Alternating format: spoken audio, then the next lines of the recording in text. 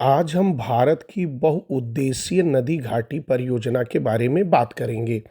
अगर बहुउद्देशीय नदी घाटी परियोजना को अंग्रेजी में कहा जाए तो इसे मल्टीपर्पज रिवर वैली प्रोजेक्ट के नाम से जाना जाता है। लेकिन बहुउद्देशीय नदी घाटी परियोजना के बारे में जानने से पहले हम ये जान लें कि बहुउद्देशीय नदी घाटी और परियोजना का मतलब क्या होता है। अगर मैं बात करूं बहुउद्देशीय की, तो जैसा नाम से ही स्पष्ट है कि जब कोई कार्य हम करें, उसके साथ एक से ज़्यादा कई उद्देश्यों को लेकर जब हम उस कार्य को करते हैं, तो ऐसे कार्य को बहुउद्देशीय कहते हैं। जैसे अगर हम इस जल विद्युत परियोजना के बारे में जिसके लिए चर्चा कर रहे हैं, इसमें हम नदी के जल का उपयोग कई उद्देश्यों के लिए करते हैं। सिंचाई के लिए करते हैं, बिजली उत्पादन के लिए करते हैं, बाढ़ नियंत्रण के लिए करते हैं, जल मार्गों के विकास के लिए करते हैं। तो इसीलिए हम इसे बहुउद्देशीय कह देते हैं। वहीं पर अब नदी की बात करें। नदी किसे कहते हैं? वह प्राकृतिक मार्ग जो अपने ढलान के कारण वर्षा के पानी को, हिम पर्वतों से पिघले हुए बर्फ को एक जगह से दूसरी जगह ले जाता है, अर्थात प्रवाहित होता रहता है। उसी प्राकृतिक मार्ग को हम नदी कहते हैं। वहीं पर अब घाटी की बात करें तो अंग्रेजी में इसे वैली कहते हैं। वैली की बात करें तो दो पहाड़ों के बीच का जो गहरा भाग होता है, जहाँ पर आम तौर पर नदियाँ बहती हैं, उसे हम घाटी कहते हैं। वहीं पर अगर हम परियोजना की बात करें, जिसे अंग्रेजी में प्रोजेक्ट कहते हैं, तो परियोजना किसी कार्य का एक क्रम होता है। जब हम कोई कार्य करते हैं तो उसमें एक क्रम से होता है कि पहले काम किसको करना है, फिर उसके बाद किसको करना है, फिर उसके बाद किसे करना है और अंत में किसे करना है। क्योंकि इसीलिए परियोजना में किसी भी कार्य का एक शुरुआत होता है और एक अंत होता है। ऐसे कार्यों को हम परियोजना के नाम से जानते हैं। इस प्रकार हम कह सकते हैं कि जब नदी पर हम बड़े बड़े बांध बना देते हैं, जिससे हम सिंचाई, विद्युत उत्पादन, बाढ़ नियंत्रण, मत्स्य पालन जैसे अनेक उद्देश्यों की प्राप्ति कर लेते हैं, तो अनेक उद्देश्यों की प्राप्ति के कारण ही हम इसे बहुउद्देशीय नदी घाटी परियोजना के नाम से जानते हैं। वहीं पर बात करें भारत के प्रथम प्रधानमंत्री जवाहरलाल नेहरू को, तो उन्होंने इस बहुउद्देशीय नदी घाटी परियोजनाओं को, इतने उद्देश्यों को देखते हुए इसे आधुनिक भारत का मंदिर कहा था। वहीं पर अगर बात करें बहुउद्देशीय नदी घाटी परियोजना का उद्देश्य क्या है, उनकी हम व्याख्या करें, तो इसे हम दो भागों में बांट सकते हैं, एक मुख्य उद्देश्य और एक गौड़ उद्देश्य।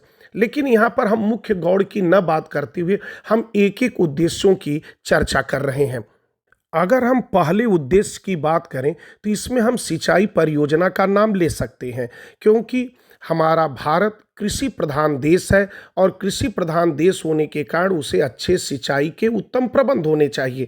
लेकिन वर्ष के कुछ महीने होते हैं जो वर्षा के महीने होते हैं, उस समय बड़ी तेज बारिश होती है और तेज बारिश होने के कारण नदियों में बाढ़ आ जाती है, और जब बाढ़ आ जाती है तो पानी बहकर सागरों में जाकर मिल जाता है, और जब सागरों में पानी मिल जाता है तो हमारे कृषि के लायक वह नहीं रह जाता है। इसलिए हम उस पानी को बांध बनाकर रोक देते हैं और समय पड़ने पर हम उसे सिंचाई के रूप में प्रयोग कर लेते हैं कि जब वर्षा का मौसम न रहे तो भी हम सिंचाई प्रबंध हमारा न रुके।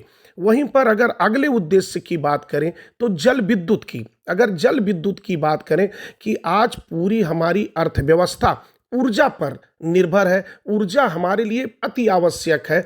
ऐसे में हम सबसे ज़्यादा हमारे भारत में जो विद्युत का उत्पादन होता है वह कोयले से होता है, और कोयला एक समाप्त संसाधन है, एक दिन समाप्त हो जाएगा। ऐसे में हमें अपनी निर्भरता दूसरे पर बढ़ानी होगी।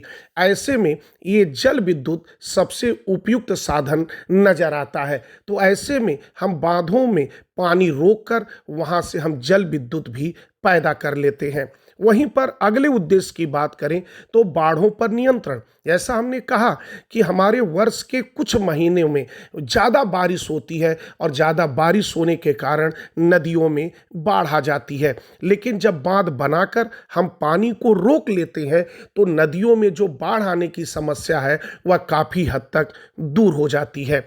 वहीं पर अगले उद्देश्य की बात करें शुद्ध पेयजल की। आप जानते हैं कि जब ये नदियों का पानी जाकर सागरों में मिल जाता है तो पीने योग्य नहीं रह जाता है।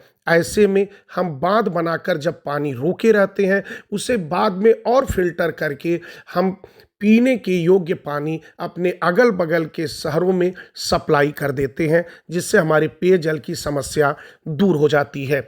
वहीं पर अगले उद्देश्य की बात करें तो ऐसे स्थान पर्यटक स्थल हो जाते हैं, लोग यहाँ पर घूमने टहलने के लिए आते हैं, उन्हें एक अच्छा प्राकृतिक सुंदर दृश्य दिखाई देता है। और अगर अगले उद्देश्य की बात करें तो एक आंतरिक जल परिवहन का भी विकास हो जाता है। लेकिन इन सकारात्मक पक्षों को देखते हुए कुछ नकारात्मक पक्ष भी होते हैं। जैसा मैंने बार बार ये बात कहता हूँ कि प्रत्येक कार्य के दो पहलू होते हैं, एक सकारात्मक पहलू होता है और एक नकारात्मक पहलू होता है। अगर मैं यहाँ पर अभी तक उसके सकारात्मक पहलू की बात किया, अब हम नकारात्मक पहलू की बात कर लेते हैं। वहीं पर नकारात्मक पहलू में अगर मैं पहला नाम लूं तो विस्थापन की समस्या। विस्थापन की समस्या, जब ये बड़े बड़े बांध बनाए जाते हैं तो निश्चित है वहाँ पर बहुत से आवास बने रहते हैं, बहुत सी कृषि योग्य ज़मीनें रहती हैं और ऐसे में वहाँ से बहुत ऐसे लोगों का पलायन करना पड़ जाता है, जो एक बहुत बड़ी समस्या उत्पन्न कर देता है।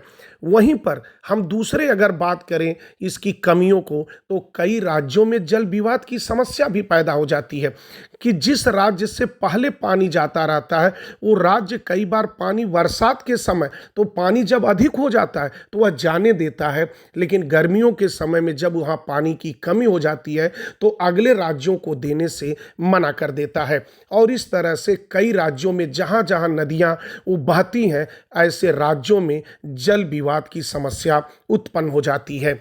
वहीं पर तीसरी बात करें तो भूकंप आने का खतरा। हमने देखा है कि सबसे बड़ा महासागर जहां प्रशांत महासागर है उसके चारों तरफ सबसे ज़्यादा भूकंप और सबसे ज़्यादा ज्वालामुखी आने की संभावना होती है और आता भी है।